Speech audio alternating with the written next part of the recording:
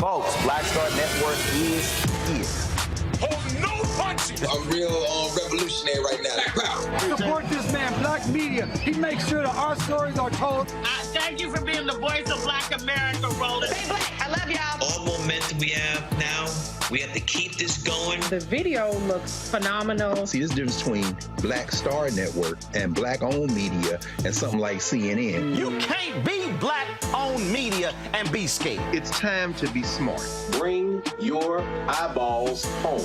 You dig?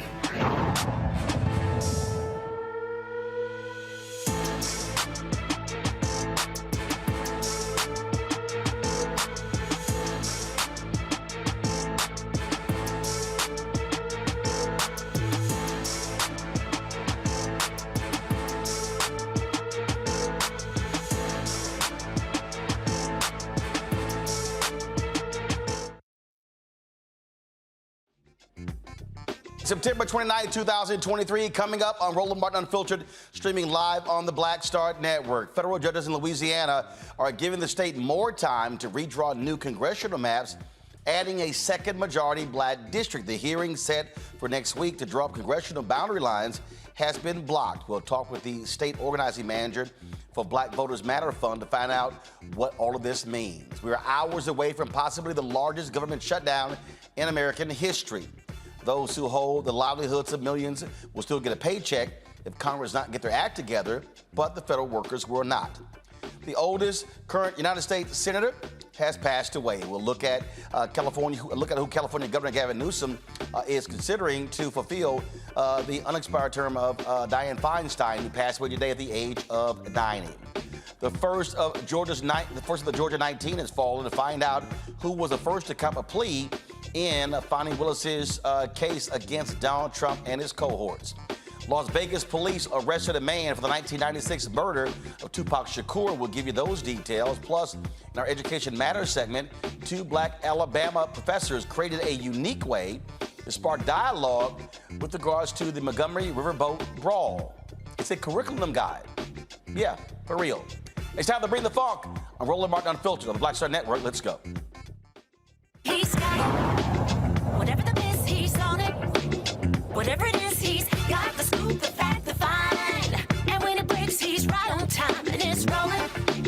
Best believe he's knowing. Putting it down from sports to news to politics. With entertainment just for kicks, he's rolling. It's on go, roll, roll, y'all. It's Roland Martin, yeah. Rolling with Roland now. He's funky, he's fresh, he's real, the best, you know he's Roland Martin now.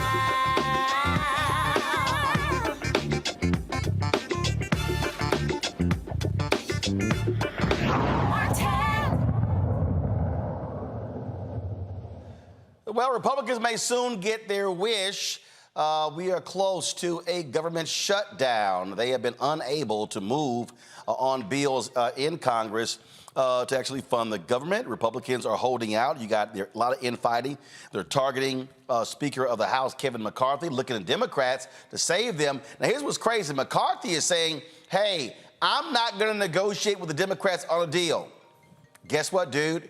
You're not going to have a deal. We are looking at one of the largest government shutdowns in history. Lawmakers have until the end of the day on Saturday to reach a deal to keep much of the government open. If they fail to come to an agreement, 3.5 million federal workers will not be paid. Millions of women and children could lose nutrition assistance and child care, and national parks will close. Some federal workers are considered essential, such as active duty military and air traffic controllers. They will stay on the job, but they have to continue working with no pay. They will receive back compensation once the government shutdown ends. While millions of families will suffer during this shutdown, those members of Congress, nope, they're going to keep their paychecks. That's how that works. Michael Imhotep, host of the African History Network show out of Detroit. You know what, Michael? Here's the thing that's just constantly crazy to me. You see what's happening on the Republican side. I mean, this Freedom Caucus is doing everything they can to hold Kevin McCarthy hostage. And you've got Hakeem Jeffries, who's a Democrat's House Minority Leader. He's like, hey, player, we ain't going to help you out. In fact, a little bit earlier today, Hakeem Jeffries actually spoke. And I'm going to play this in a second, what he had to say. And it was just interesting again. And he's literally trying to say to McCarthy, hey, man, we're here. If y'all want to talk, let's talk. But they don't want to have any conversation whatsoever with Democrats. They want to try to do this thing all on their own. Let's see how that goes. Yeah, it's going to go very poorly, Roland, and this is something that I warned people about. Like I said last Friday during the 2022 midterm elections, I said Democrats have to maintain control of the House of Representatives because we know that Article 1, Section 9, Clause 7 of the U.S. Constitution, the power of the purse, the ability to tax and spend belongs to Congress. So even though the White House, even though the president submits the annual federal budget, comes up with the annual federal budget, it's approved by the 12 subcommittees, the 12 appropriations subcommittees in both the House of Representatives and U.S. Senate. So now you have these coup plotters and the Freedom Caucus led by Matt Gaetz, who's a loyalist to Donald Trump, who has a vendetta against Kevin McCarthy. You have them blocking the stopgap.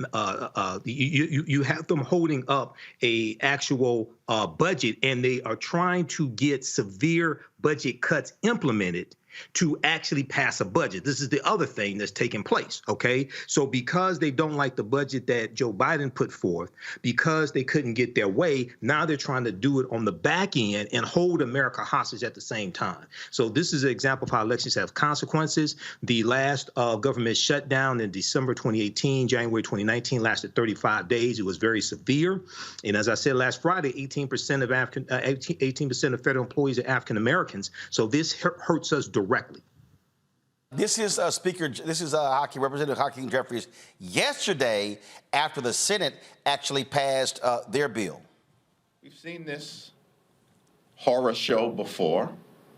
Saw it in the 1990s when the Republicans shut the government down because they wanted to slash Medicaid. We saw it in 2013 when the Republican extremists shut the government down because they wanted to repeal the Affordable Care Act. We saw it in 2019, beginning in December of 2018, when for 35 days Republicans shut the government down because they wanted the American taxpayer to waste billions of dollars on Trump's medieval border wall. We've seen this horror show before, and it's playing out again. An extreme MAGA Republican shutdown. And so we have a simple request of the Republicans in the House. When a bipartisan continuing resolution comes over from the Senate today, tomorrow, this weekend, put the bill on the floor for an up or down vote so we can end this MAGA Republican nightmare. And if you don't, you own this government shutdown. That was yesterday. Well, this was Jeffries today.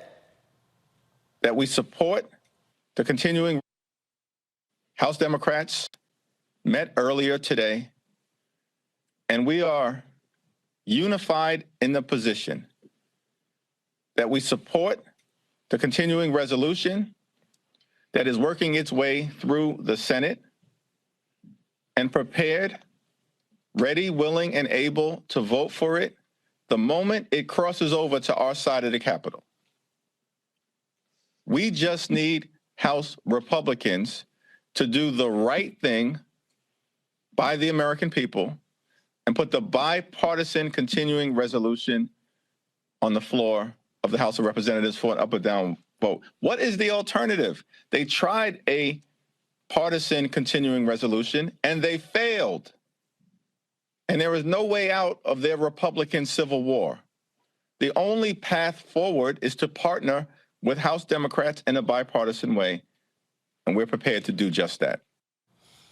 We're going to see this shutdown because the GOP, they continue to be obstinate. Xavier Pope is an attorney. He joins us right now. Xavier, what do you make of the Freedom Caucus and the nuttiness going on there? I mean, they're fighting Matt Gaetz. I mean, who the hell is even running the show? Is it Marjorie Taylor Greene, Matt Gaetz, or Kevin McCarthy? Kevin McCarthy clearly is not in control of what's going on at all. That's been from the very beginning. This is pretty much what was been telegraphed to what they would do to Kevin McCarthy when put him in a situation where they could use him to potentially bully him out of that space. And so this has not been an idle threat by them. I think that Republicans, they're getting a dose of their own medicine, but this is the bet they laid in, dealing with MAGA Republicans and being out of control and putting the American economy in jeopardy and in jobs and in a process. And this is not a game. This is people's lives that they're having to deal with, and it's unfortunate to see what's happening right in front of our faces. But the reality is they don't care, Xavier. This is who they are. As we played the clip from Fox News where Karl Rove was kind of like, yeah, y'all can blame the Republicans because they're the ones that keep shutting the government down. They're good at it. They shut it down when Trump was in there. In the first 2 years. Absolutely. Xavier, go ahead. Yeah, I mean, this is what they do. I think that using this bully pulpit and using the lives of real people in terms of how they attempt to govern that will harm other people. I think it's something that's to remember about the Republican Party. Wanting to, this is not something that just about political gamesmanship, and that's something for people, citizens, Americans, to recognize when talking about the so-called patriots of the GOP and the actions that they take. And I think that they don't care. Cruelty truly is the point in how they operate. And the loudest of those voices seem to be the cruelest of them all. There was a vote today to keep the government funding through October 31st. Go to my iPad. It failed 232 to 198. 21 Republicans did not vote with McCarthy. And their whole deal is fine. We'll shut it down. Final comment before I go to a break, Michael. African Americans have to understand that this is about self-preservation.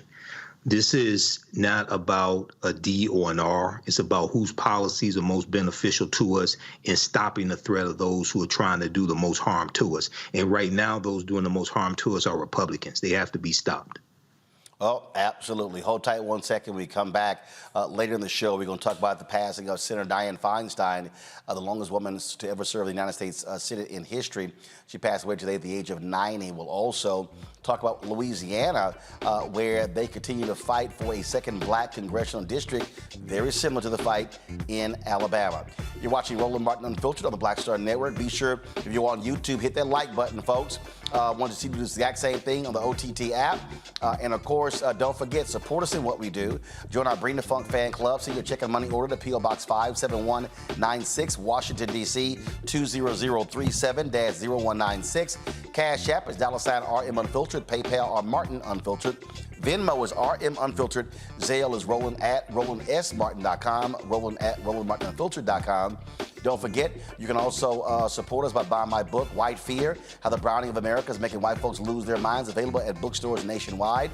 You can get it on Amazon, Barnes & Noble. You can download the audio version on Audible.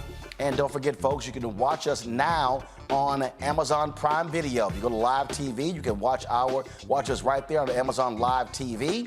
You can also check us out on Amazon Freevee as well. So you can check us there out. And of course, we're on Amazon News platform. If you go to Amazon Fire, go to Amazon News, we're there as well. Plus, we're on Plex TV. And so you can check us out in multiple ways right here. Roland Martin Unfiltered on the Black Star Network. Back in a moment. Next on the Black Table with me, Greg Carr. Democracy in the United States is under siege. On this list of bad actors, it's easy to point out the Donald Trumps, the Marjorie Taylor Greens, or even the United States Supreme Court as the primary villains. But as David Pepper, author, scholar, and former politician himself says, there's another factor that trumps them all and resides much closer to many of our homes. His book is Laboratories of Autocracy, a wake-up call from behind the lines. So these state houses get hijacked by the far right, then they gerrymander, they suppress the opposition, and that allows them to legislate in a way that doesn't reflect the people of that state. David Pepper joins us on the next Black Table, here on the Black Star Network. When you talk about blackness and what happens in black culture, we're about covering these things that matter to us, speaking to our issues and concerns. This is a genuine people-powered movement. There's a lot of stuff that we're not getting. You get it, and you spread the word. We wish to plead our own cause. Too long have others spoken for us. We cannot tell our own story if we can't pay for it. This is about covering us. Invest in black-owned media. Your dollars matter. We don't have to keep asking them to cover our stuff. So please support us in what we do, folks. We want to hit 2,000 people, $50 this month, raise $100,000. We're behind 100,000, so we want to hit that. Y'all money makes this possible. Check some money orders. Go to P.O. Box 57196, Washington, D.C. 20037-0196. The Cash App is $RM Unfiltered. PayPal is R Martin Unfiltered. Venmo is RM Unfiltered.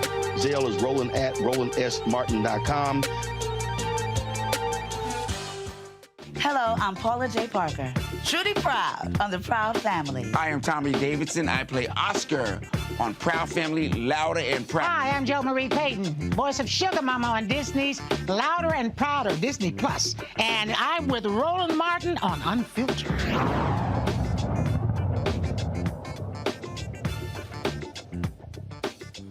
We focus a lot on the battle over congressional boundaries in Alabama, but a similar fight is happening in Louisiana.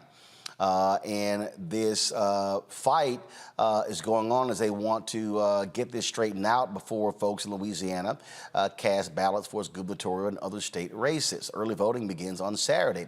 A federal judge's plan to hold hearings next week to draw up congressional boundary lines, giving Louisiana a second majority black district, was blocked in a 2-1 ruling. The Fifth U.S. Circuit Court of Appeals, very, very right-wing. In fact, out of the 25-plus judges on that court, only 3 were appointed by a Democrat. The Fifth U.S. Circuit Court of Appeals judges said Baton Rouge-based U.S. District Judge Shelley Dick was moving too quickly and must give the state more time to consider a new map. Okay, the maps, they actually were passed by the Republican-dominated legislature, included only one mostly black district. That's the one held by Congressman Troy Carter. They were passed over the objections of Democratic Governor John Bel Edwards, who agreed with voting rights advocates who said a second majority black district is needed in a state where the population is roughly 1/3 black. Louisiana has 6 U.S. House districts, 5 are represented by white Republicans, and just 1 Democrat. Joining me now from Shreveport is Omari Jose, the state organizing manager for the Black Voters Matter Fund. Okay, so first of all, glad to have you on the show, Omari. I'm confused here. Didn't the legislature pass this map early 2022? They did it. There was enough time after the federal judge declared it unconstitutional to redraw them for the 2022 election. Supreme Court goes, hold on, they got to stay in place. Here we are, September, almost October 2023, and the Fifth Circuit said, oh, they need more time? That's right. That's right. And honestly, you know, we are disappointed. We are disappointed, but we are not surprised by what the Fifth Circuit Court just did. You know, as the facts, if you just look at the facts, and I think you laid it out really well, Roland, there's 33% of the Louisiana population is black. We have 4 white Republicans, 1 black Democrat, and the census has showed us, the population has showed us that the maps that we just voted on in midterms were unlawful. And by this legal maneuvering, it seems that they are trying to slow it down, slow this process down, so much so that in 2024, we might again be voting on more unlawful maps. Right. I mean, and the Fifth Circuit, let's be real clear, the Fifth Circuit is extremely conservative. And so it probably drives them crazy if Supreme Court has made their decision regarding Alabama, and this Louisiana case mirrors Alabama to the T. Yes, and look, we are very excited about the precedent and the decision that the U.S. Supreme Court made, but, you know, from a community level, right, because I'm not a lawyer, right, we have our legal team that is helping to support that, but on the community level, when we see as community members, as organizers, as advocates, that the courts are able to maneuver, that the defendants, the GOP, is able to do all of this political maneuvering to keep us from our voting power to dilute, delay, and defer, what type of hope does that send on the ground, right? And so it has been an additional investment as an organizer in Louisiana to continue to rally our folks and say, yes, what you're seeing is a continuation of voter suppression, but you still have to get out and vote. And so a part of the work that we're doing starting tomorrow, because as you mentioned, we are in the midst of an election. Early voting begins on Saturday. We want the community to recognize that the legislators who are saying that they need more time, despite the fact that they've had since 2021 to review maps, those same legislators are asking us to vote for them in this election, October 14th. And so what we are doing is what we call Black resistance.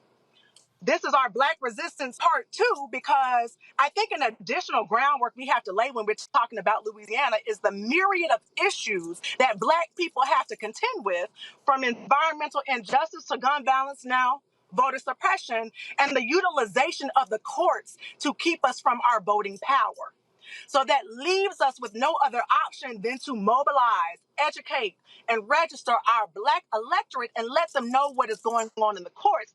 And furthermore, to connect the decisions that were made by legislators who want you to vote for them tomorrow. It is really important that we continue to do that. And that's why we are waging this Black resistance campaign. We won't Black down on a national level with Black Voters Matter, because these types of things, these types of delays, they draw the hope out of people, right? People who are already disenfranchised from the ballot, now they get this new information, and what is it that we do with it? So we as Black Voters Matter, we as organizers in Louisiana, we want to let folks know that despite this political maneuvering, we have precedent.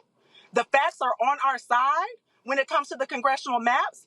The population of Louisiana, 33% Black.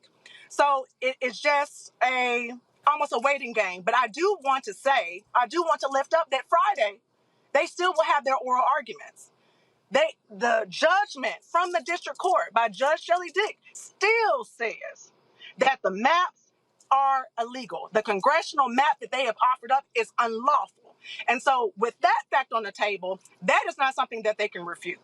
And I think it is important for us to incorporate, and to include this political and popular education into everything that we do as we mobilize folks for this election, as we prepare for 2024, but also when we're in these chambers, when we're at the legislature, during this legislative session in May of next year. We want to make sure that we are continuing to hold the people that are responsible accountable for what they've done.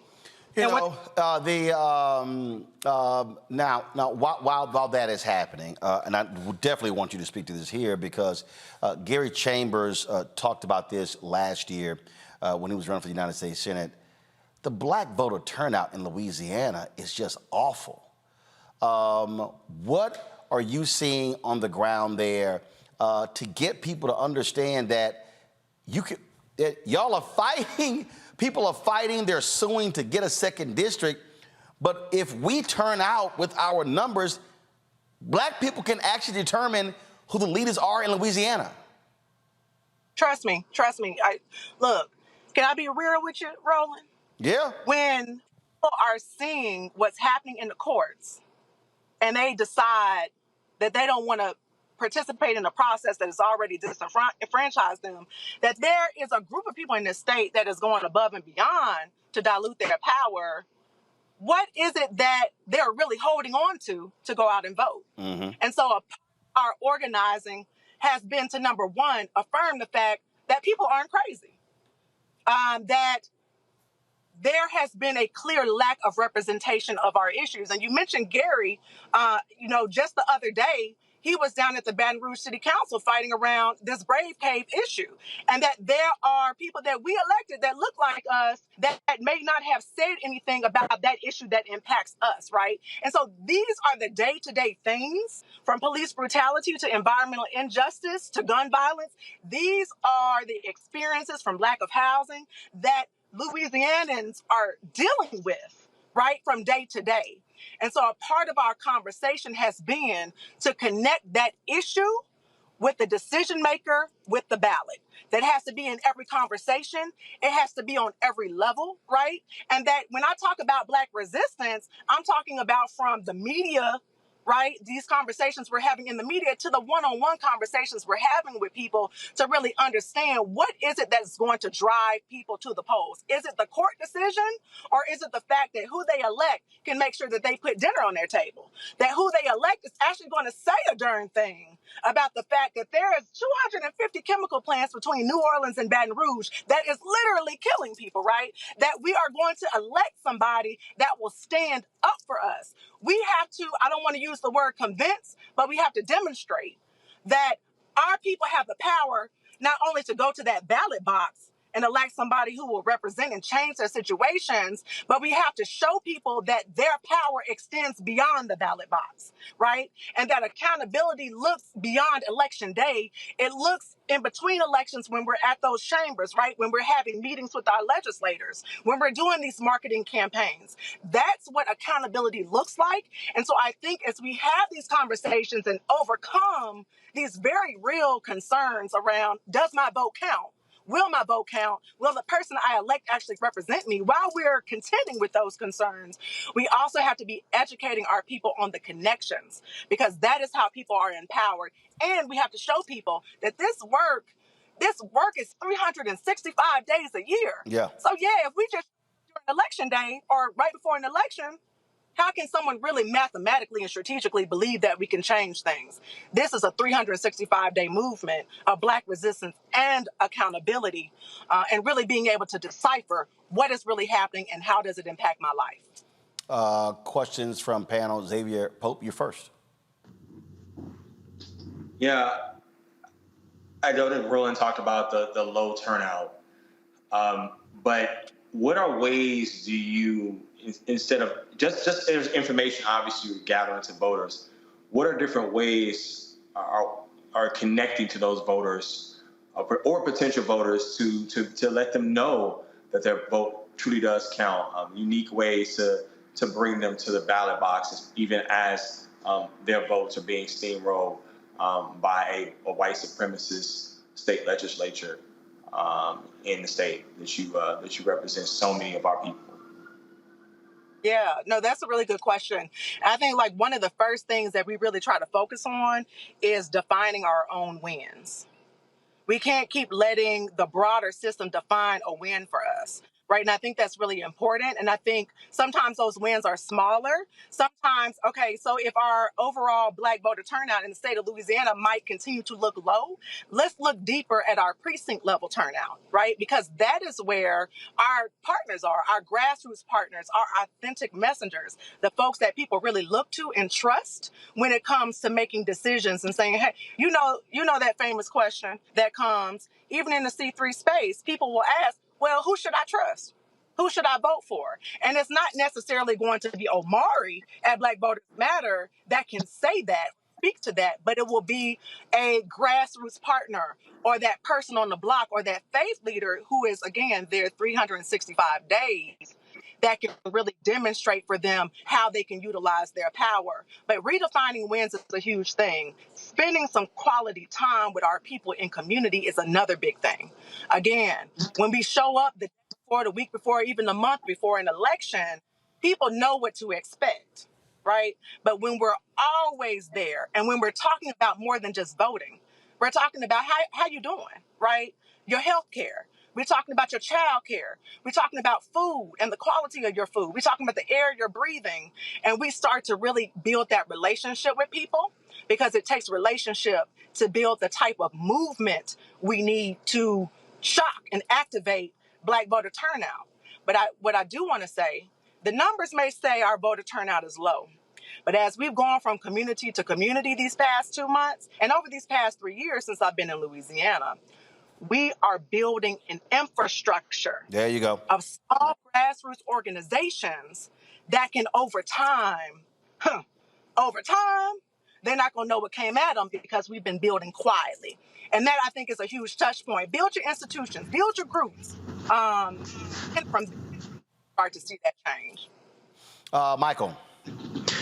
Hello, Omari. Thanks for coming on today. Love the passion. Love those Ankh earrings also.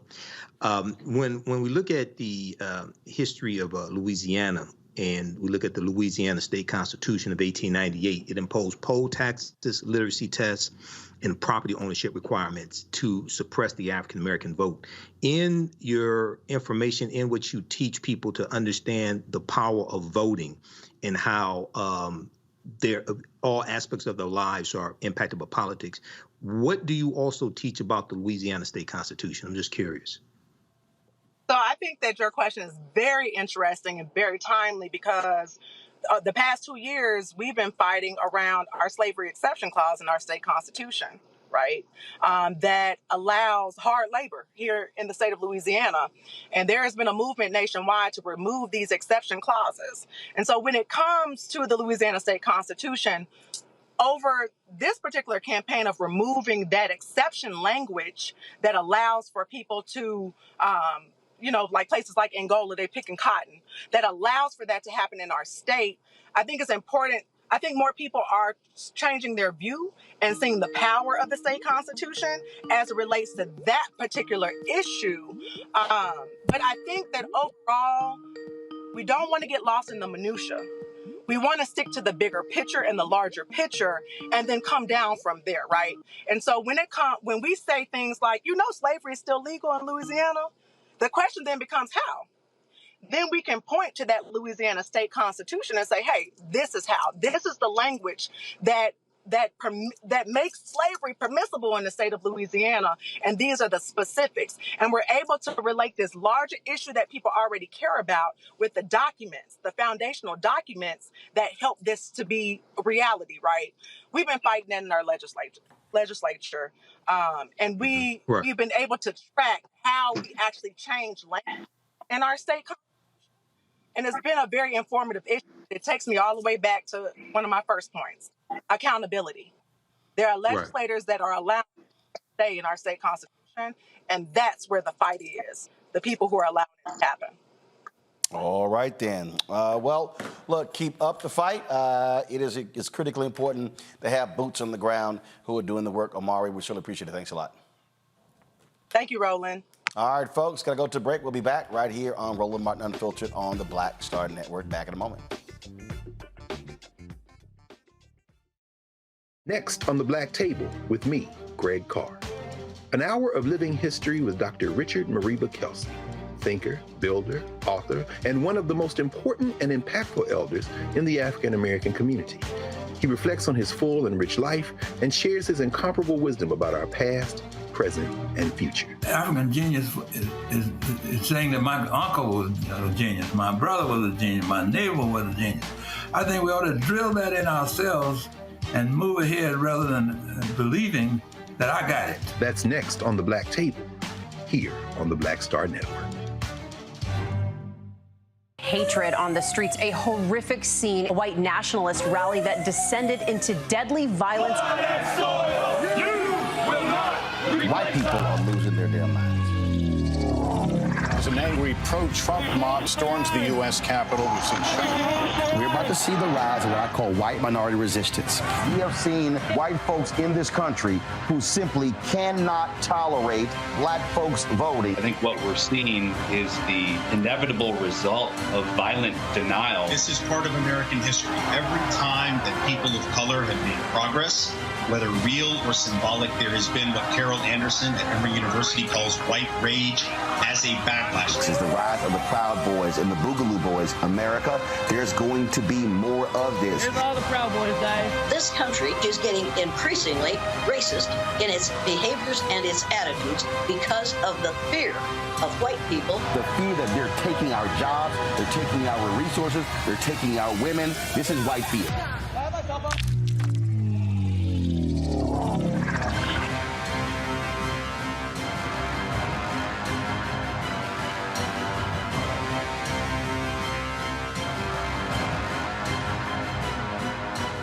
Hey, what's up, y'all? I'm Devon Franklin. It is always a pleasure to be in the house. You are watching Roland Martin Unfiltered. Stay right here.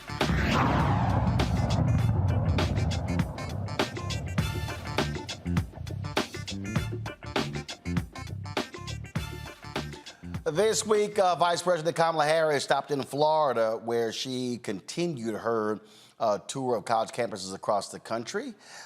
It was a conversation she had with rapper Fat Joe and others. Here is that discussion. Thank you to Vice President Harris, Fat Joe, Anthony Ramos for choosing FIU and for choosing to fight for our freedom. With the election approaching upon us, we understand how important and how pivotal it is for our voices to be heard and for our votes to be casted. Our thoughts turn into words. Those words turn into actions, and those actions dictate the fate of this country, which is why I ask, what strategies can we, the people, employ to empower and engage marginalized communities to ensure voting rights are respected and that our voices are heard. Thank you very much. All right.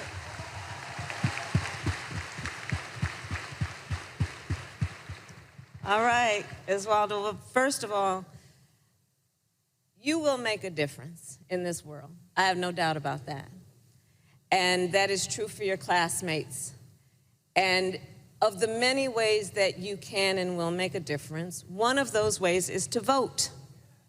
It is to vote. And so I will shamelessly plug a government website, vote.gov, where you can go online and see if you are registered to vote and then easily register to vote. I would encourage you to have your family members and friends do the same thing because it does make a difference. And I'm going to take you back to 2020. During the height of a pandemic, when there was an extraordinary loss of life, people lost their jobs, loss of normalcy, but people didn't give up hope. And they turned out to vote in record numbers. Young voters turned out in record numbers, and because you did, in fact, can I see a show of hands who voted in 2020? Right. And because you voted, Joe Biden is President of the United States, and I am Vice President of the United States.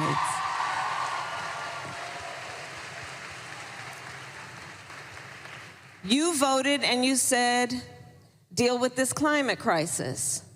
And we have put an historic $1 trillion on the streets of America over the next decade to invest in resilience, to adaptation, to invest in environmental justice and equity, to deal with this issue. We have dealt with the issue that y'all demanded that we deal with when you voted, which is the fact that so many of our families don't have access to high-speed internet or cannot afford it. The pandemic made that clear, the disparities.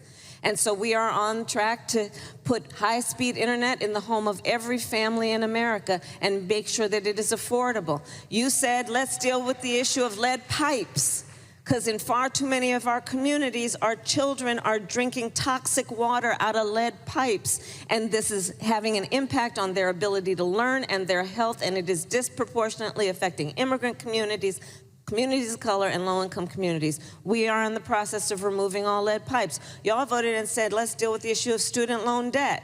And so we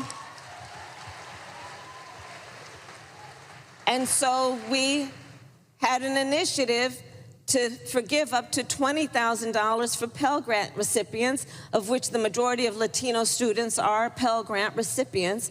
Sadly, there is a political agenda to undo what we are trying to do, and we're going to have to still have that fight, and we are continuing to fight. But because you voted, we were able to implement the policy in the first place. Elections matter. The other point I will say is this.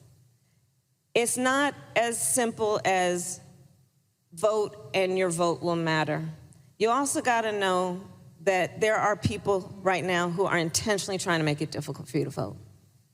One of the things that was a byproduct, I believe, of the extraordinary young voter turnout in 2020 is that you saw in states around our country them trying to pass laws to make it more difficult to vote. In Georgia, passing a law to say that it would be against the law, illegal, to give people food and water if they're standing in line to vote. The hypocrisy abounds because what happened to love thy neighbor? Here in Florida, a law was passed that would not allow people who have served their sentence for a felony to vote. 1 million people now in Florida, the largest number of people who have done their time, are being prevented from the ability to exercise their civic duty and the full rights of citizenship. And let me tell you, it does not have to be this way. In the majority of states, people who have served their time have the right to vote. And again, the hypocrisy abounds. What happened to the concept of redemption?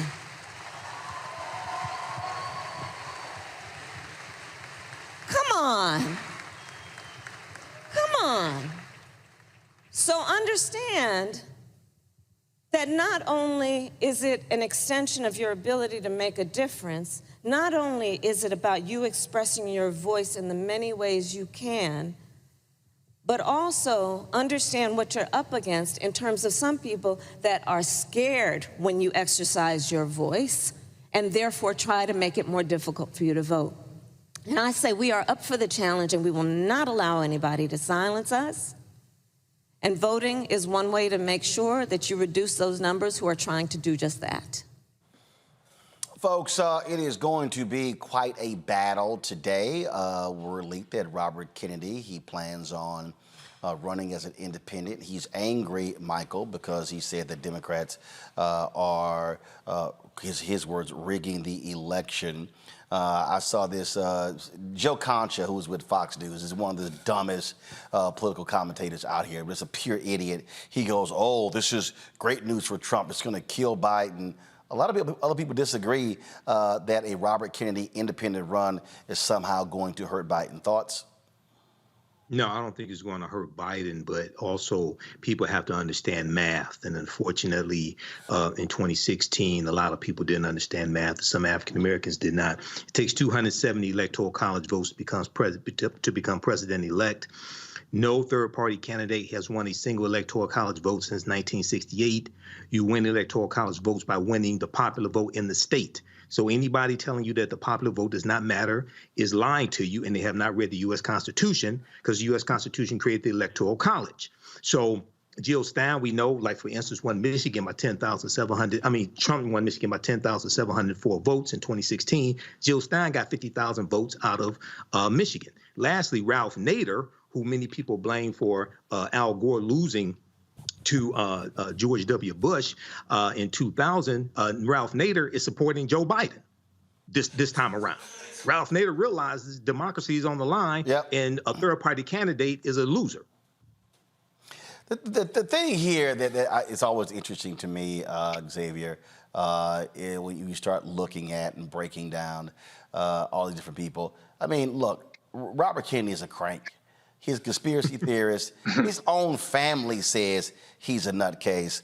And so, frankly, anybody who's following him likely would not have voted for Biden anyway. Yeah, I think there is a certain section of the electorate that does not like Joe Biden, but aligns himself politically with many of the different things that the Republican Party stands for, but want to feel special in that they don't support either side. And I think that there is a space for them. They're Americans. You have the right to have whatever political opinion you so choose. But I think there is behind it a profound ignorance about their true civic duty to be able to preserve the system that they're calling themselves independent from. And so I think that is something that they fail to recognize. And that's why I see the danger of someone like that. And to maybe even people not even support him, just not vote at all. So it does put a lot of disinformation out there, a lot of confusion, and some of the work from your guest earlier talked about there are many in the African American community that do share a lot of conspiracy theories about the system. One party is no different from the other, and they maybe not necessarily support something that Robert Kennedy would say, but would listen to him and say, I agree with a little bit of that, or some of the silly things that Joe Rogan says, and that keeps them out of participating, out of voting at all. And so those are the voters you really have to convince. But other than that, this guy doesn't have a chance anywhere in shape or form in terms of the 2024 presidential election. All right, folks, so tight 1 second. Got to go to a break. We'll be back right here. Roland Martin Unfiltered on the Black Star Network. Lots more news to cover and break down for you folks. Don't forget, support us in what we do. If you're watching YouTube, hit the like button right now, folks. Y'all see y'all commenting, so hit the like button. And so we certainly appreciate that. Also, support us in what we do. Our goal is to get 20,000 of our fans contributing on average $50 each. That's $4.19 a month, 13 cents a day. To join our Brain and Funk fan club, send your check and money order. P.O. Box 57196, Washington, D.C. 20037-0196. Cash App, $RM Unfiltered, PayPal R Martin Unfiltered, Venmo is RM Unfiltered, Zelle Roland at RolandSMartin.com, Roland at RolandMartinUnfiltered.com. Be sure to get a copy of my book, White Fear, How the Browning of America is Making White Folks Lose Their Minds. Available bookstores nationwide. You can also, of course, download the audio version on Audible. Yes, that is me doing the reading on Audible. And, of course, you can watch our 24-hour, 7-day-a-week live streaming channel on a variety of platforms, including Amazon News. You could simply go to Amazon Fire. You can also say, Alexa, play news from the Black Star Network, and the audio will play. You can also watch us on Plex TV as well. And we just launched, folks, on 2 platforms, Amazon Prime Video. So you can check us out on Amazon Prime Video as well as Amazon Freevee. All right, folks, we'll be right back to talk about the passing of Senator Dianne Feinstein of California, who passed today at the age of 90. Back in a moment. All change is not growth. Right. But thoughtful change is real good fertilizer. And that's what has been so beneficial to us. But you also were not afraid of the pivot. Well, and I'm a black woman in business. Come on, I don't care how I dress up. I don't care who I'm speaking with. I don't care what part of the world I am in. I still am a black woman in business. Being afraid of the pivot, being fearful of change is not what got me here. Respectful of change, respectful of pivot, yeah. Fearful, no, no.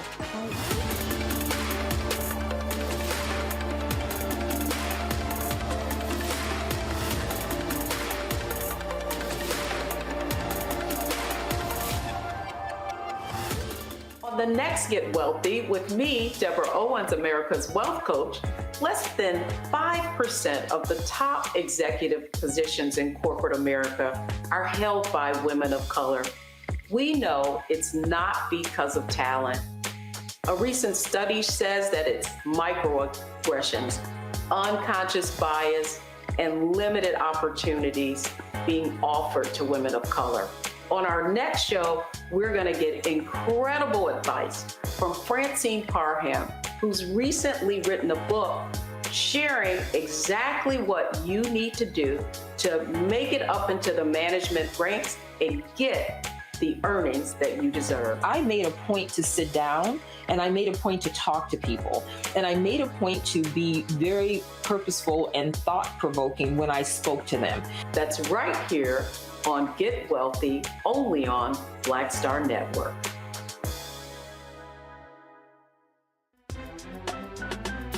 I'm Faraji Muhammad, live from LA.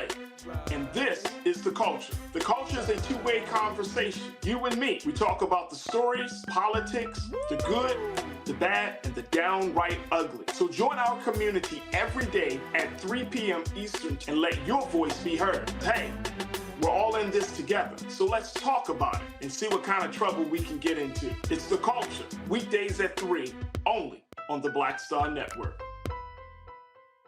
Next on The Frequency with me, Dee Barnes, the amazing Drew Dixon. She gives us the details behind the HBO documentary that shed light on the alleged sexual assaults by Russell Simmons. And we're talking about the Netflix documentary, Ladies First, right here on The Frequency on the Black Star Network. Me, Sherry Shepard, and you know what you're watching, Roland Martin Unfiltered.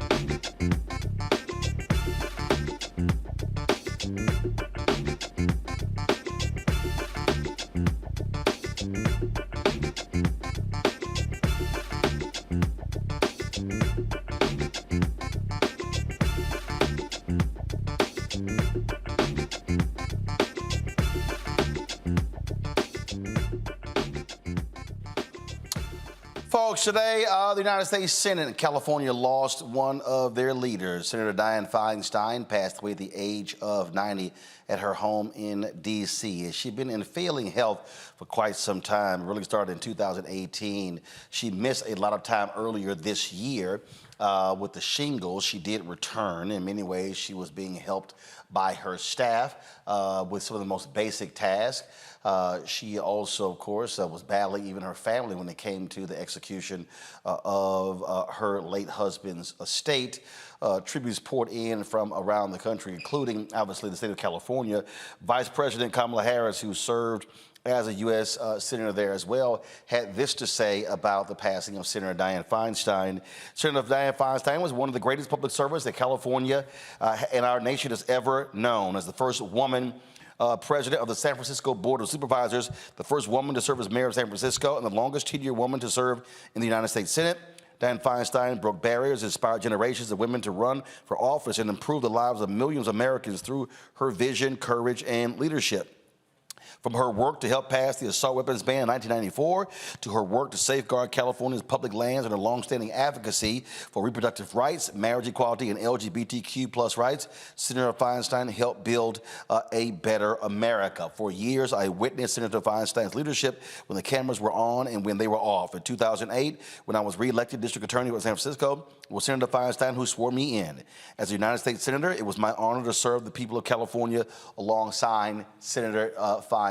That, of course, was Vice President Kamala Harris with her tribute to Senator Dianne Feinstein. Also today, President Joe Biden, he was speaking at the retirement. First of all, he was speaking at the retirement of General Milley. I'm going to play that in a second, but this was today on the floor of the U.S. Senate. Senate Majority Leader Chuck Schumer.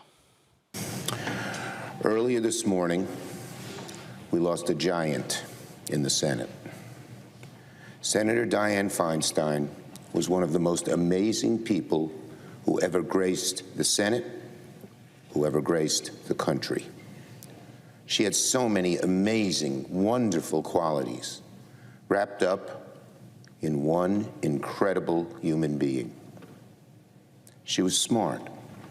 She was strong. She was brave. She was compassionate. But maybe the trait that stood out most of all was her amazing integrity. Her integrity was a diamond. Her integrity shone like a beacon across the Senate and across the country for all to see and hopefully emulate. Flowers were placed on her desk as well. Her family was in attendance, as well as the entire congressional delegation when those words were spoken. This right here, even Senator Mitch McConnell had some words to say about Dianne Feinstein. The Republican leader. You know how we all refer to each other as my friend from whatever state it is. Honestly, frequently that's not true. But Elaine and I were actual friends of Dick and Dianne. Elaine served on a corporate board with Dick for a number of years. When they were in town together, we would frequently have dinner together. Elaine and I got married shortly after the '92 election. And I remember that Dianne gave us a small depiction of the Capitol. I looked at it this morning because it's still on the wall, and remembered our dear colleague as a truly remarkable individual, as the majority leader has folks, a lot of folks, obviously, again, when you look at the moments here, and then when you think about her past in terms of the role that she played, this one right here took place when she, let's just say, had a few words to say to Senator Larry Craig of Idaho. So the gentlelady from California needs to become a little more familiar with firearms and their deadly characteristics. And I say that because it is a personal privilege for a moment, please? Yes, certainly. I am quite familiar with firearms. I became mayor as a product of assassination. I'm aware of I that. found my assassinated colleague and put a finger through a bullet hole, trying to get... I proposed gun control legislation in San Francisco. I went through a recall on the basis of it. I was trained in the shooting of a firearm when I had terrorist attacks with a bomb at my house, when my husband was dying, when I had windows shot out.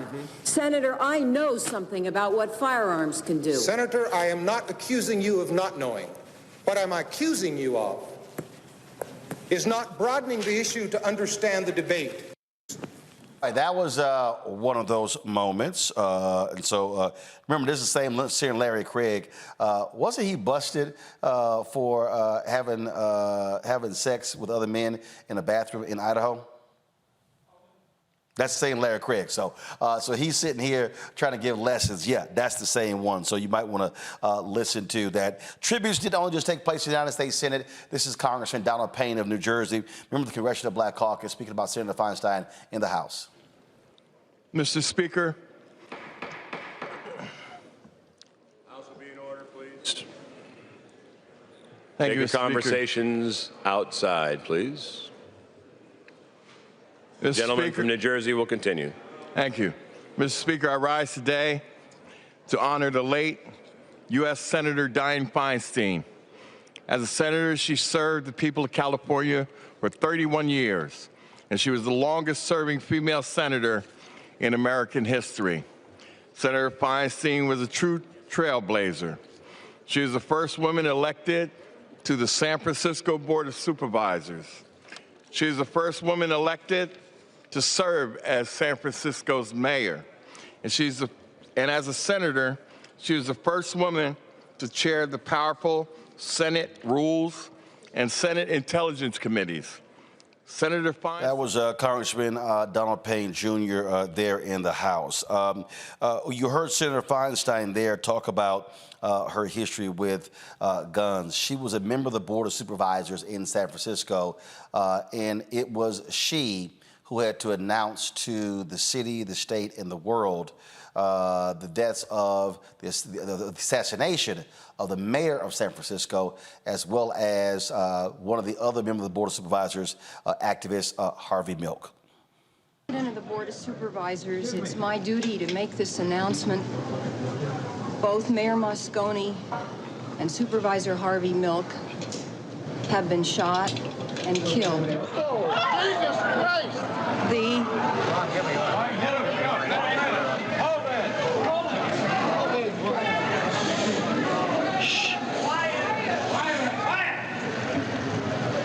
The suspect is Supervisor Dan White. What was so stunning about that, she talked later, for a number of years she never talked about that particular moment, but it was several years later she talked about Supervisor Dan White, who had been fired. He was trying to get his job back. He literally walked past her office. She spoke to him, and then moments later she heard the gunshots where Moscone as well as Harvey Milk were gunned down in their offices. Already people are talking about who's going to replace her. But last year, Governor Gavin Newsome said that he was going to appoint an African-American woman to replace Dianne Feinstein. But then the race began for the folks running for, she was going to run for re-election. And so many people thought early on that one of those folks is going to be Congresswoman Barbara Lee, but she's now running for the seat against Congresswoman Katie Porter and Congressman Adam Schiff. So, former Speaker Nancy Pelosi, still Congresswoman, is supporting Schiff in a huge way. And so then Newsome announced he was not going to appoint Lee, and so therefore, and she's been taking a lot of shots at him as a result. And so he said he's going to appoint somebody solely on the interim basis. This, of course, leaves the Senate in a very precarious situation. Democrats have a very slim majority. It calls for New Jersey Senator Robert Menendez to resign. And so, Michael, Gavin Newsom is going to have to move real quickly to appoint someone to replace Dianne Feinstein, because this stops a lot of the business, such as confirming Biden-Harris's federal judges, because she was a member of the Senate Judiciary Committee. Yeah, Roland, you know, this today's a sad day as well. Dianne Feinstein was a giant. Gavin Newsom has to appoint an African-American woman. He has to appoint a black woman. And, I was looking at coverage of this today. He doesn't have to, but I understand your point. Well, yeah, he needs to. First of all, he said he would. Two, there's going to be heat on his ass to appoint a black woman. And according to the article from NBCnews.com on the passing of Dianne Feinstein, when Senator Kamala Harris became Vice President Kamala Harris, Dianne Feinstein suggested to Gavin Newsom that he appoint Alex Padilla, who became the senator. While you had African Americans saying it should be a black woman, Senator Dianne Feinstein said it should be told Gavin Newsom it should be Alex Padilla. So this time around, Gavin Newsom needs to get it correct. Xavier? Yeah, it's we all agree that this was a giant of a person, and it was part of American history, and a lot of young women looked to her to get into politics. I think that it is a precarious situation that Gavin Newsom finds himself in, but he has to act pretty quickly so that business is done on judges. Because as we were seeing, they are impacting a lot of things that are happening on the ground for citizens of this country. So that's the most important part. This is a sad day. It should be mourned by many, celebrated by both sides of the aisle. But the business of getting things done in this country, where you're seeing two senators right now, those positions being precarious in terms of where they are, need to move forward. It is, again, there was a lot of heat over the last year, really for the last couple of years, Michael, on Senator Feinstein to resign. She, of course, had lots of issues there. She relinquished the ranking position on the Senate Judiciary Committee because Democrats wanted somebody who was a lot more stronger, had more vigor to fight Republicans on that. She held on as long as she could, and many people were saying that, frankly, she should have not run for re-election or retired even 4 or 5 years ago, because for the last 4 or 5 years, her staff actually did the job. Right. And there were even stories where she was even in terms, they were really voting for her. Go ahead. Yeah, I agree. And unfortunately, I've seen different stories about, especially when it comes to the Senate. Senate is different than the House of Representatives. There are only 100 U.S. senators. There are 435 members of the House of Representatives. And sometimes people don't know when to hang it up. It could be the Senate, it could be boxing, it could be NBA basketball.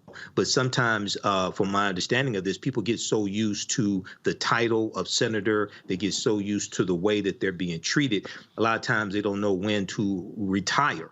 Okay. And she should have retired a few years ago. Mitch McConnell's another one who should have retired as well. So, but here, Gavin Newsom is going to have to move quickly to fill that seat.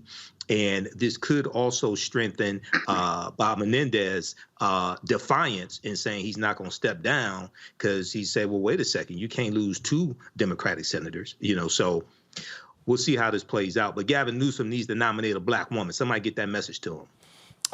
President Joe Biden spoke today at the retirement ceremonies of General Milley, the 4-star chief who was head of the Joint Chiefs of Staff. He did make some remarks about Feinstein. Before I begin, I want to say a brief word about Senator Dianne Feinstein, who passed away this morning.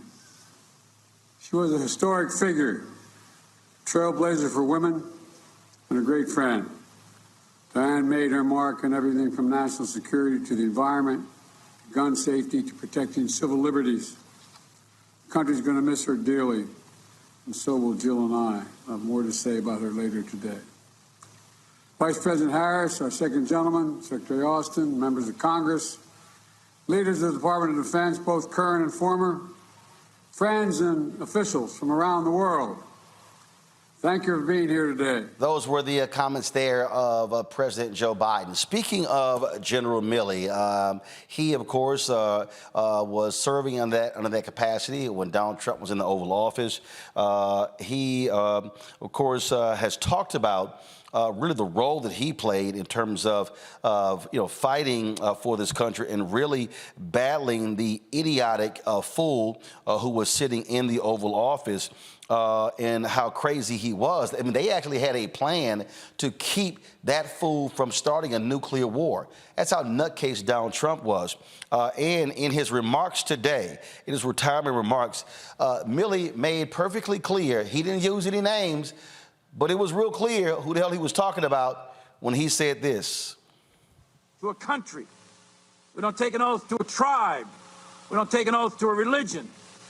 We don't take an oath to a king or a queen, or to a tyrant, or a dictator, and we don't take an oath to a wannabe dictator.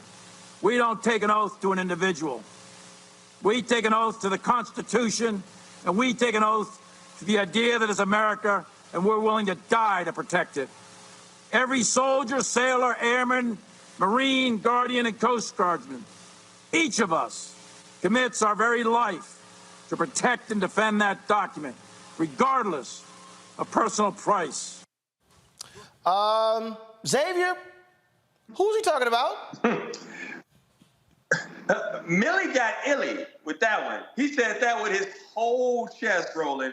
And you know he was talking about Donald Trump, calling him a wannabe dictator. He made sure to let you know, not a wannabe dictator. He was fired up. He said that with his entire swole up chest. He's letting you know exactly what he's talking about. Donald J. Trump. I thought that was pretty strong there, Michael. Yeah, it was strong. And, Milley went on, he called out Trump without calling his name. Trump is probably posting on fake social about it in retaliation. But also, over the past few days, the information resurfaced that it was General Milley who talked Donald Trump out of using military troops against George Floyd protesters as well. This shows how deranged, using one of Donald Trump's words he likes to use with Special Counsel Jack Smith, this shows how deranged Donald Trump is. He can never be allowed to come back into power in any shape, form, or circumstances. Indeed. And of course, in his remarks, Lloyd Austin, who is the Secretary of Defense, who was of course, retired 4-star general, he remarked about the man who is going to be replacing General Milley, and that is General Brown, who has been confirmed as the next head of the Joint Chiefs of Staff. Here's what Austin had to say about him. When I was commander of Central Command, General Brown was the commander of my air component, and he led forces in combat during the air campaign against ISIS and rallied our allies and partners to help destroy its terrorist caliphate in Iraq and Syria. Now, General Brown also has a superpower for teaching. He did 2 stints at the Fighter Weapons School, where he taught the Air Force's most elite airmen.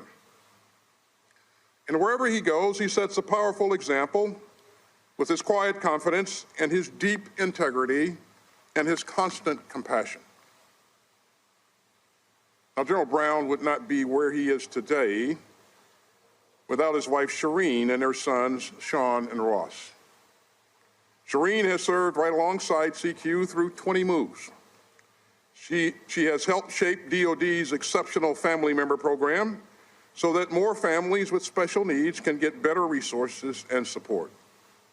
So to Shireen and the entire Brown family, thank you for all that you do to strengthen our military community and for supporting General Brown as he takes the helm of our joint force. General Brown, I know that you'll make us all proud as the chairman. All right, then. Can't wait to see my alpha brother in that role. It says something also, Michael. The top civilian and the top military leader, both African Americans for the first time in history. Yeah, it does, and it happened under President Joe Biden. And you may have some who say, oh, well, African Americans shouldn't be in the military. This doesn't matter. But one of their jobs is going to be to deal with the white supremacy or the white supremacist views or the white supremacists in the military. OK, and you're going to need people like General Brown you're going to need people like General Brown to deal with this. And at the same time, you know, this reminds me of people who protest against the police, but don't realize there's a nationwide shortage of police officers. And we have the ability to acquire power right now to stop a lot of this nonsense that's taking place. So this is, I think, an important opportunity as well. Indeed. Hold tight 1 second, folks. News of an arrest in the 1996 murder of Tupac Shakur. We'll give you those details when we come back right here on Roland Martin Unfiltered on the Black Star Network. On a next, A Balanced Life with me, Dr. Jackie. Staying balanced is tough enough with the normal day-to-day stuff going on. But what happens when we get the unexpected? It may come crashing down through a bad diagnosis for either you or a loved one. My son, he actually was diagnosed with non-Hodgkin's lymphoma, and it came at a very challenging time in my life. I had a lot going on with starting a new business. How to cope and even stay balanced when even the walls are crashing in. That's on the next A Balanced Life with me, Dr. Jackie, here at Black Star Network. Hatred on the streets, a horrific scene, a white nationalist rally that descended into deadly violence.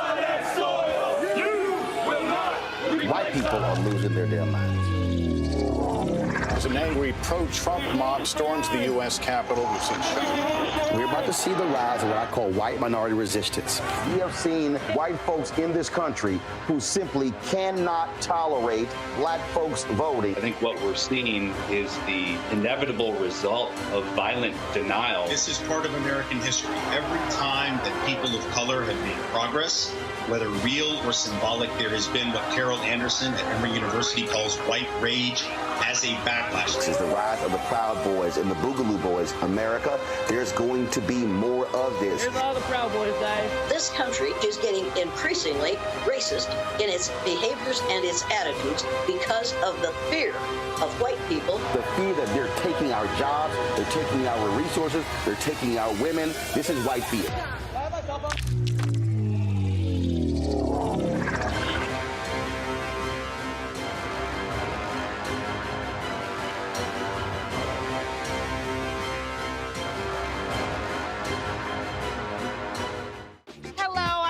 Mitchell, a news anchor at Fox 5 DC. Hey, what's up? It's Tammy Roman, and you are watching Roland Martin Unfiltered.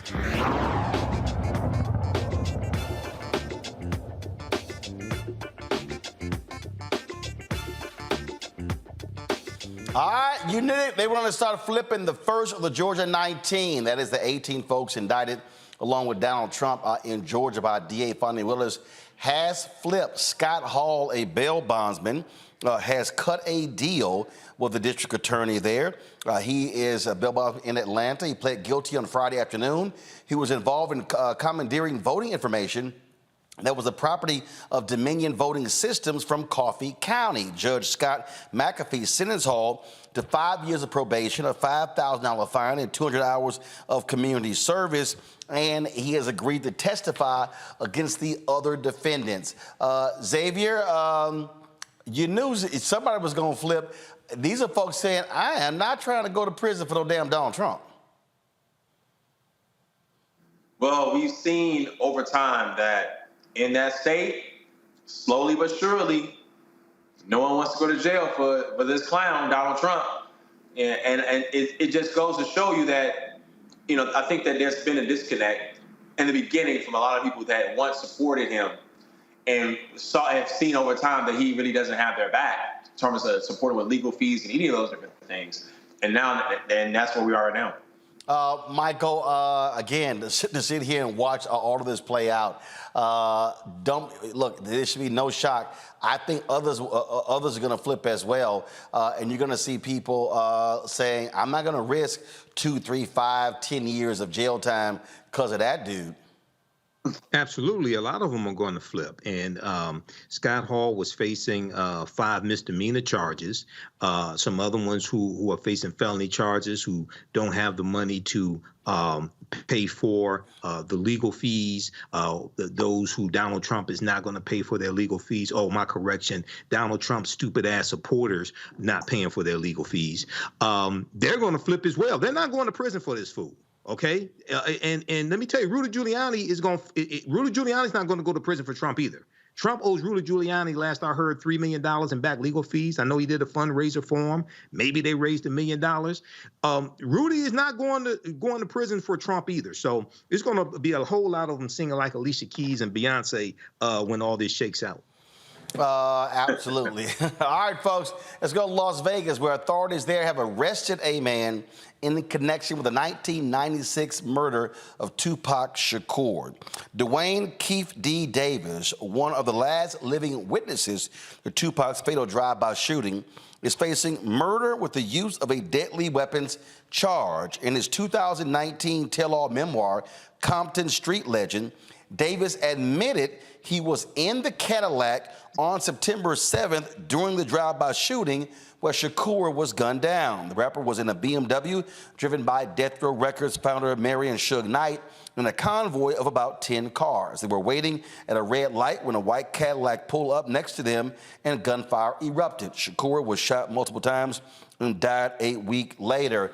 I don't know what the hell he was thinking, Michael, by putting in the book that he was in the car when the killing took place. Last I checked, Xavier, murder has no statute of limitations, correct? Well, FAFO is always gonna win, undefeated, because why would you admit to being in that situation? I don't understand that. Maybe, I don't know, you're bragging about it. You think you weren't going to get caught. But I wonder why it still took, after that amount of time, for them to connect him to the facts in that case and ultimately make that arrest. So that's what that was my initial reaction. If they knew this was the guy and just connecting the facts to the fact now he's now arrested. But long time.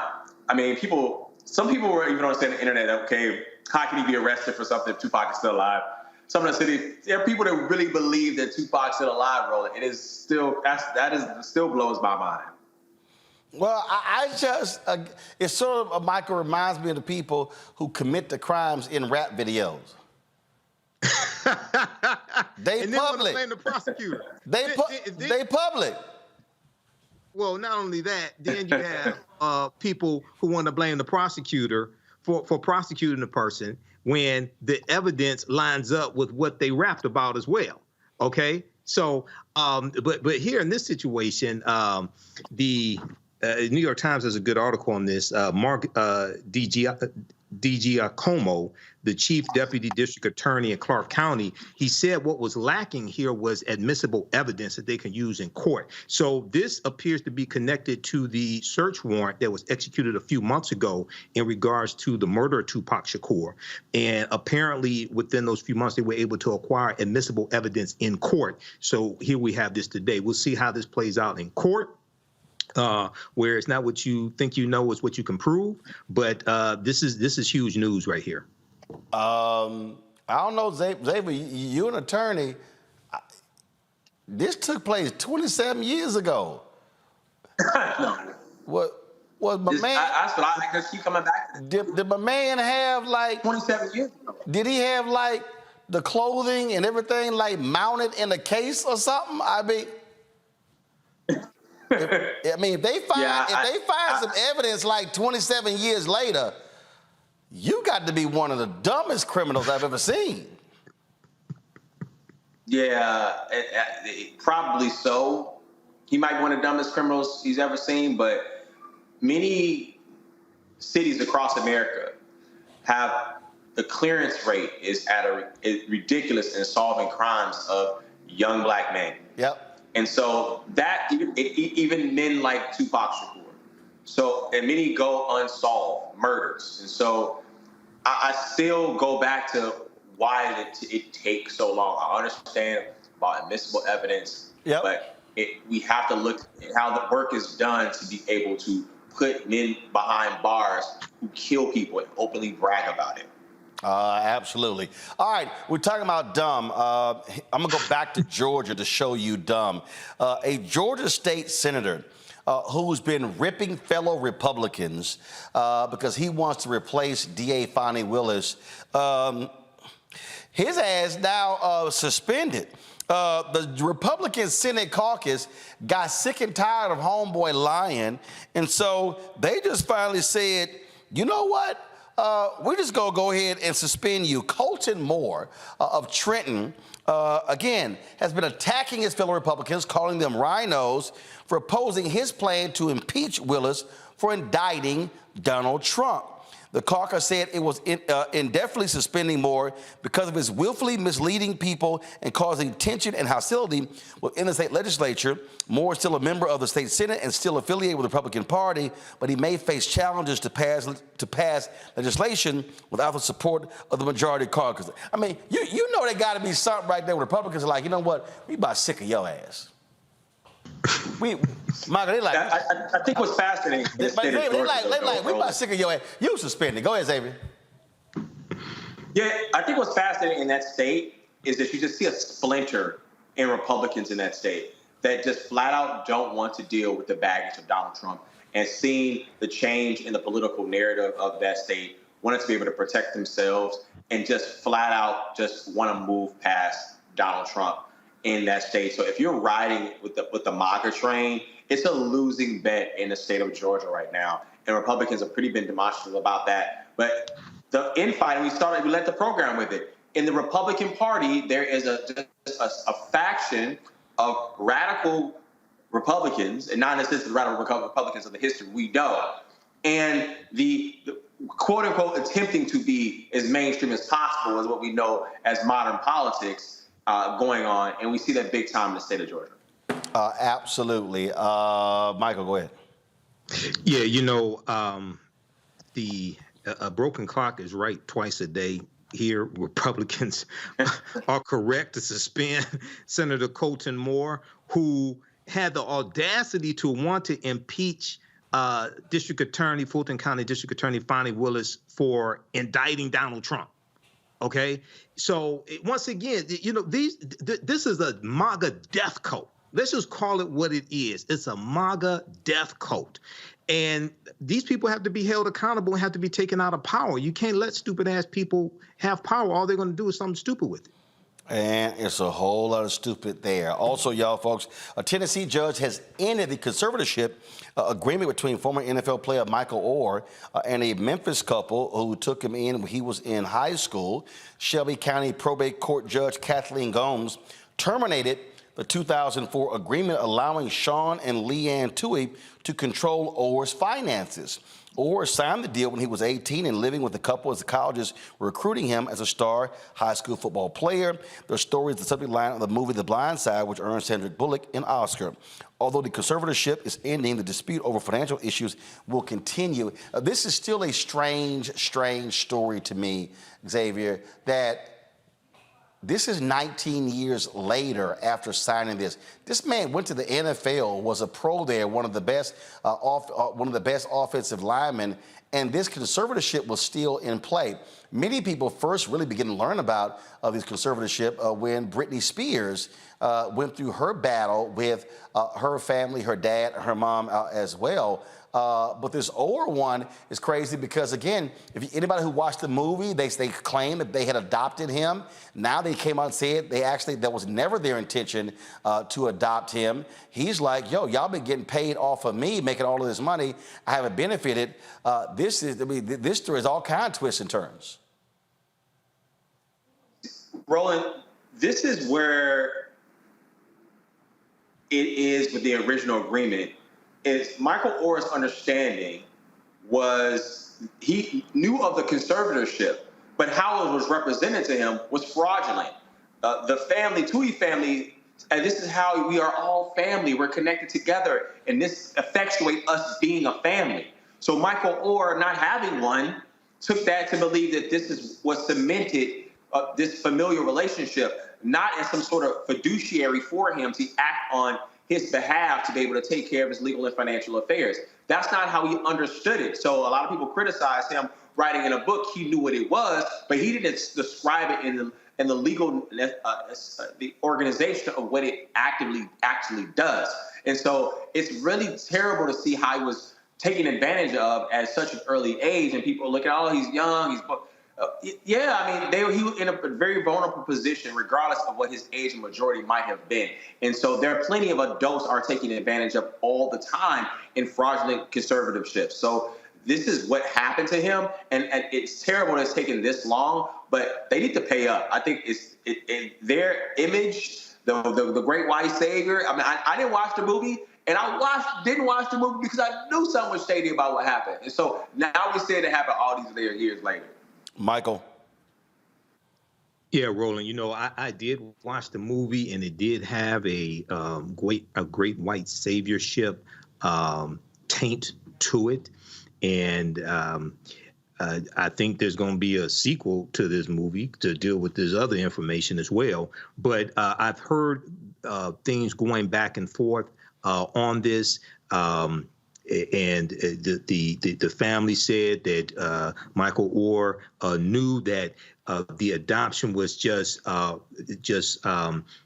a legal adoption, but just this is what they called it. So we'll see how this plays out in court once again. But when I saw the movie, it just didn't make sense to me. I'm sorry, it just didn't make sense to me. Okay, so it seemed like there was a lot more to this that was actually being told in the movie. So we see this is now finally coming out. Hopefully, Michael Oher gets the justice that he deserves. All right, folks, hold tight 1 second. We'll be right back right here on Roland Martin Unfiltered on the Black Star Network. Don't forget to support us in what we do. If you're watching right now on YouTube, hit the like button, y'all. We should easily be past 1,000 likes. We should be on our way to 2,000 likes. That has an impact on the algorithm in terms of our show being recommended in searches. So please do that. Also, we want you to join our Bring the Fuck fan club. Look, folks, none of this stuff is free. When you see this show, when you see these cameras and the graphics and all this sort of stuff, none of this is free. Your support is critically important. Our goal is to get at least 20,000 of our fans contributing on average $50 each every year. That's $4.19 a month, 13 cents a day.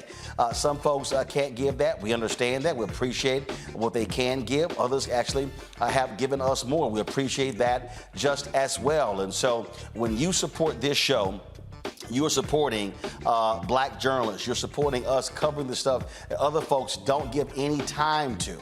And so it all matters. We don't get the advertising dollars. Do understand something. From a subscription fees and advertising, Fox News makes about $1.5 billion profit. CNN makes about $800 million to $1 billion. MSNBC, anywhere from $600 to $800 million. And so we don't actually get that kind of support. We're fighting with these ad agencies and these companies. I'm hearing people tell me,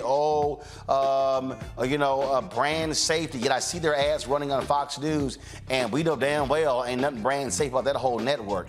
And so your support is critically important. And so please send your check and money order to P.O. Box 57196, Washington, D.C. 20037-0196.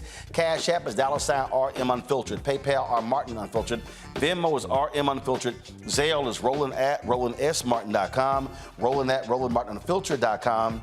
Be sure to get a copy of my book, White Fear, How the Browning of America is Making White Folks Lose Their Minds. Available bookstores nationwide. When you support the book, those dollars also go into this show, so we appreciate it.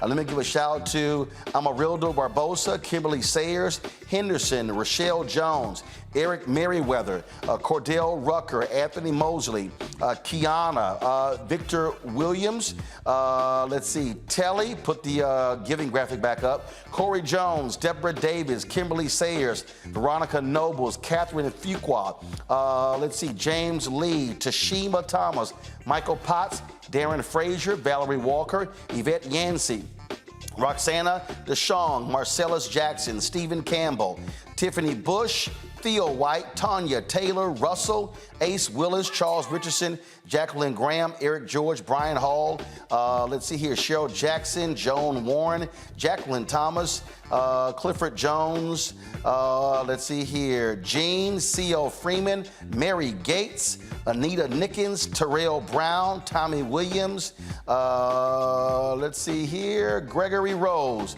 All of those folks have given during this show and during the last 24 hours. If you give during the show, you get a personal shout out as well. I'll be right back.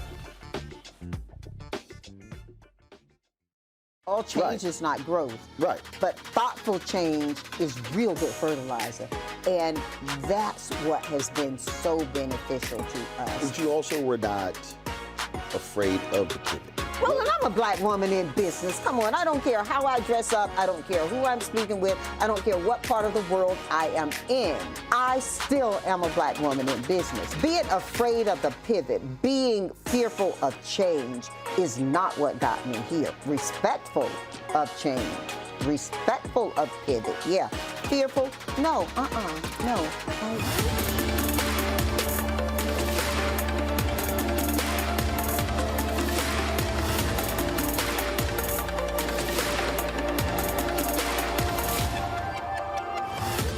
Next on the Black Table with me, Greg Carr. An hour of living history with Dr. Richard Mariba Kelsey, thinker, builder, author, and one of the most important and impactful elders in the African American community. He reflects on his full and rich life and shares his incomparable wisdom about our past, present, and future. African genius is saying that my uncle was a genius, my brother was a genius, my neighbor was a genius. I think we ought to drill that in ourselves and move ahead rather than believing that I got it. That's next on the Black Table, here on the Black Star Network. I'm Faraji Muhammad, live from LA. And this is The Culture. The Culture is a two-way conversation. You and me. We talk about the stories, politics, the good, the bad, and the downright ugly. So join our community every day at 3 p.m. Eastern and let your voice be heard. Hey, we're all in this together. So let's talk about it and see what kind of trouble we can get into. It's The Culture, weekdays at 3, only on the Black Star Network. Next on The Frequency with me, Dee Barnes, the amazing Drew Dixon. She gives us the details behind the HBO documentary that shed light on the alleged sexual assaults by Russell Simmons. And we're talking about the Netflix documentary, Ladies First, right here on The Frequency on the Black Star Network. Hi, everybody. I'm Kim Coles. Hey, I'm Donnie Simpson. Yo, it's your man Deion Cole from Blackish, and you watch Roland Martin, Unfiltered.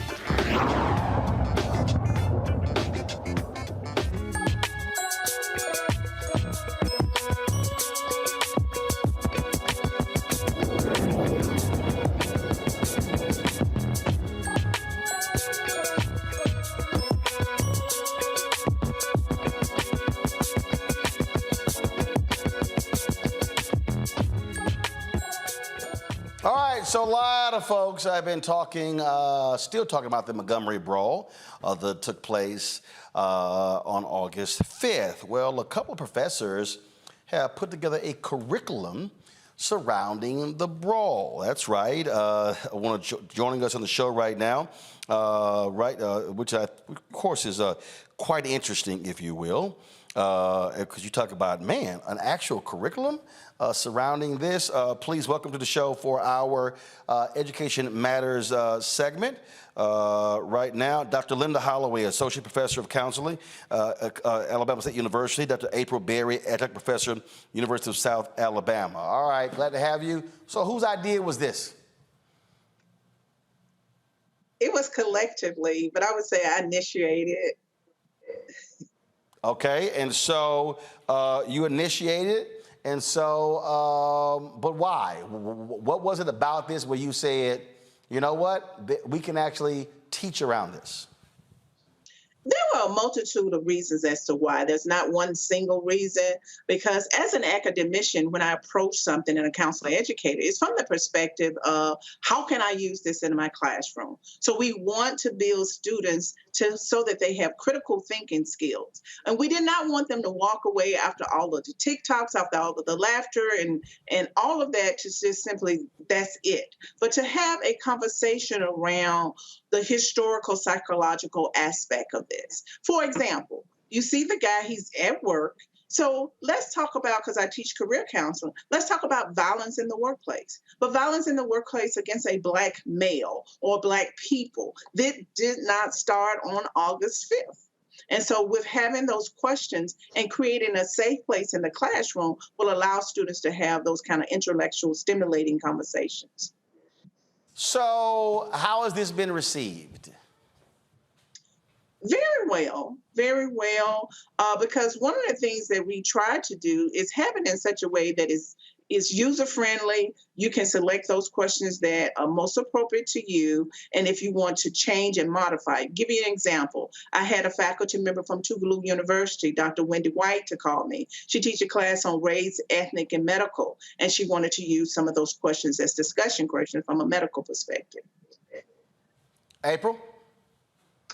Yes, I would say so. It's been received really well. Also, one of the things that we really wanted to do was to allow for everyone to have a voice in critical discussions such as this. I think a lot of times we in the moment can have our own personal reactions, our own personal reflections, but how often is it when we can all come together in prospective places and have these more critical dialogues? And so specifically for my role as the clinical director who supervises other mental health professionals, I wanted to make sure that our clinicians were able to have safe spaces among the staff to talk about these issues, but also the clients that we serve who are coming in who may have mental health challenges, who've experienced microaggressions and different oppressions, that our clinicians are prepared to talk about these issues and create that safe space for our clients. And for the both of you, April, I'll start with you. Were y'all even surprised at the visceral reaction, how people responded with such glee to what took place? I would say that I was a bit surprised, just because I feel like, oftentimes these issues are going on in our society and, people are always talking about them. So I didn't expect such, reaction to the curriculum. But then at the same time, Dr. Holloway and I are both creative and innovative in how we approach different topics. And so I really felt that our creativity and our innovation around this curriculum could potentially spark some great dialogue and people talking about it. So in that regard, I think that I wasn't surprised, but initially, just trying to get something out there, especially around such topics as this, I was, trying to figure out, is this going to be something that takes off? And indeed it did. Linda? I would add to that the incident itself, in terms of being shocked and surprised, being that I am actually here in Montgomery, Alabama, working at the Alabama State University. I was indeed surprised because oftentimes when these events happen, people are just standing around just using their cameras and we post it and then we move on to something else. But this really was a moment in time that people collectively came together and said, no more. But it has happened, in other areas. But ideally, the surprise was it's broad daylight. You got the numbers of people out there and just seeing white privilege on display. Because oftentimes when these things happen, we share them and they said, oh, that was back in 1619. That was a long time ago. This does not happen today. And so to see it happen right there in front of our eyes, and it was not somewhere like a Trayvon Martin, where the person is isolated, running while Black, or any of those things, that they could collectively come together to support their coworker.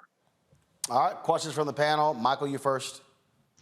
All right, sister professors, thanks for coming on, sharing this information with us.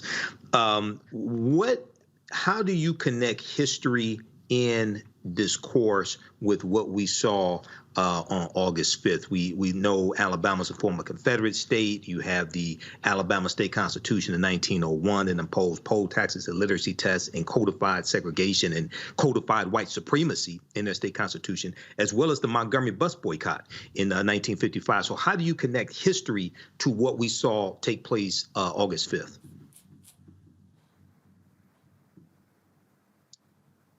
April, Dr. Berry, is on me. Okay, so how I connect history is, if you think about where did this incident happen? It happened at a place where slaves were actually brought in. So I'm connecting history right there in the moment right there. Okay, what are some other things that have occurred historically? So one of our questions deal with the summer of 1919. A lot of people don't know about that summer. It's called the hot summer. The Red Summer. So the Red Summer, yes. The red hot summer, thank you. And so you have this young male, black male, who's 14, who is out swimming. There's really no line of demarcation that say black or white swimming, but he drowned. And after that, there's a lot of rioting. So we're connected. Okay, another aspect would be a lot of people we were really rooting for the young man when he swam the cross and everything. But what is really, we want to peel back the layer. Why is it that black people cannot swim? So we have a video in there that actually talks about that, because there's time when blacks are swimming, they throw acid in the pool. So there's a lot of history around that. But I know you talked about specifically just Alabama history, but we look at it from a more global perspective. But if there's something to be related specifically about Alabama, then obviously it will come out. Okay. All right. Thank you. Xavier? Dr. Holloway, Dr. Berry, thank you for your contribution to a conversation. I think that one of the interesting questions that was on your guide was about African Americans generally felt it as a collective community pride about what happened, and asking why did Black people feel a sense of pride in that? What made you? First and foremost, I ask your connection to the pride in that sense, and your experience with that, and gathering that information to show that African Americans did show a sense of pride in that. And why do you feel that overwhelming pride seemingly didn't get as much pushback as other racial incidents that go viral and memes shared about the conversations themselves? That's a great question. I think for me, when I look at the Black pride here, I feel like, you know, as a collective, when Black people come together, we see that there is strength in numbers. I mean, that dates back to our history. We talk about Alabama's history. We talk about, you know, the Montgomery bus boycott and all of these different things. When Black people came together, that signaled a message. And so I think for me, like, I really value the fact that we can come together, though we may not do it as often as we should. And it takes incidents like this for that to happen. But yet when we do come together, it shows our collective strength. And I think that was definitely on display in this particular incident, where everybody is sitting here looking at someone who is being attacked on their job, who's just doing their job, and how we were able to come together in that moment and say, hey, we are not going to stand here and allow for violence to happen when this person didn't do anything at all. And we wanted to show the world that there is strength again in our numbers. All right, then. Well, first of all, good luck with this. How many students are participating? Well, I teach a class in counseling diverse population. So that class usually run anywhere from 15 to 20 some students in that class. So that's my introduction to that and using that for that purposes. And I teach cultural competency, usually somewhere around 30 undergrad students. All right. Well, we surely appreciate it. Thank you so very much for joining us. Thank you. All right. Xavier, Michael, thanks for joining us as well today right here on Roland Martin Unfiltered on the Black Star Network. Got to go to break. We come back. More of Vice President Kamala Harris speaking in Florida. We're fighting for students and getting them to focus on this upcoming election. You're watching Roland Martin Unfiltered on the Black Star Network. On the next Get Wealthy with me, Deborah Owens, America's Wealth Coach, less than 5% of the top executive positions in corporate America are held by women of color. We know it's not because of talent. A recent study says that it's microaggressions, unconscious bias, and limited opportunities being offered to women of color. On our next show, we're going to get incredible advice from Francine Parham, who's recently written a book sharing exactly what you need to do to make it up into the management ranks and get the earnings that you deserve. I made a point to sit down and I made a point to talk to people. And I made a point to be very purposeful and thought-provoking when I spoke to them. That's right here on Get Wealthy, only on Black Star Network.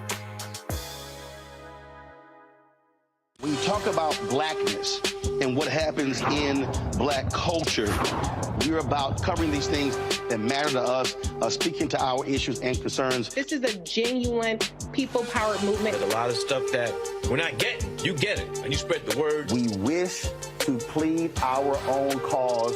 Too long have others spoken for us. We cannot tell our own story if we can't pay for it. This is about covering us. Invest in black-owned media. Your dollars matter. We don't have to keep asking them to cover our stuff. So please support us in what we do, folks. We want to hit 2,000 people, $50 this month, raise $100,000. We're behind $100,000, so we want to hit that. Y'all money makes this possible. Check some money orders. Go to P.O. Box 57196, Washington, D.C. 20037-0196. The Cash App is $RM Unfiltered. PayPal is R Martin Unfiltered. Venmo is RM Unfiltered. Zelle is Roland at RolandSMartin.com. Farquhar, executive producer of Proud Family. Bruce Smith, creator and executive producer of The Proud Family, Louder and Prouder. And you're watching Roland Martin Unfiltered.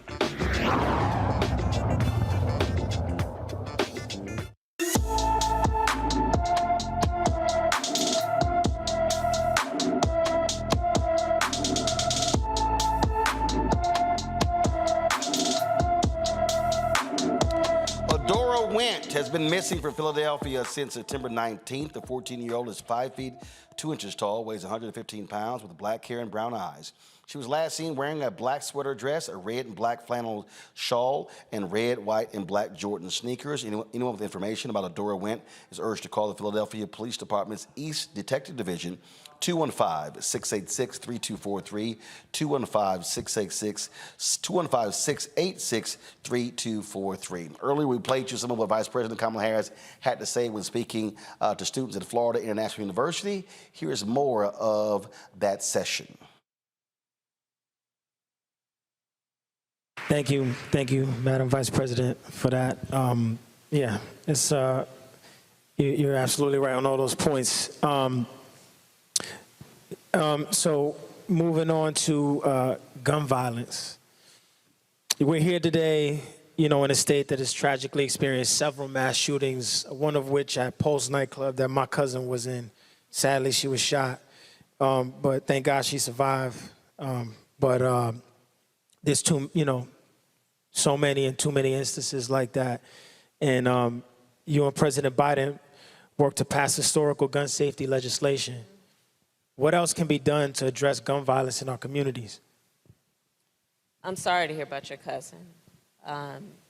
Pulse nightclub, Parkland, not to mention what we see in terms of everyday gun violence in cities and neighborhoods across our country. So yes, because folks voted, we are proud that we were able to pass the first meaningful gun safety legislation in 30 years, but there's still more work to do. I'd like to start with asking the students here if you would indulge me and raise your hand and hold it up if you had to have between kindergarten and high school an active shooter drill at your school. I would ask the older adults to look around, and I would ask the media to take note. And you can lower your hands, because I don't think that people really understand what y'all have been through. In having this conversation with young people, and young leaders in our country, I can't tell you, well, I'm telling the majority of people who know because you've been there, the kind of fear that our young people, that our children are living with. The exposure to trauma, just knowing that it might happen, much less when it actually happens. I had a conversation with this student, and we're talking about this, and the student said to me, yeah, I don't like going to fifth period. I said, well, why, sweetheart? Because in that classroom, there's no closet to hide in. And so, again, I say, it doesn't have to be this way. When it comes to the issue of what makes for good laws and policy, here's the thing. First of all, some people are trying to push us a false choice that suggests you either are in favor of the Second Amendment or you want to take everyone's guns away. That's not what we're saying. I'm in favor of the Second Amendment. And we need an assault weapons ban and universal background checks and red flag laws.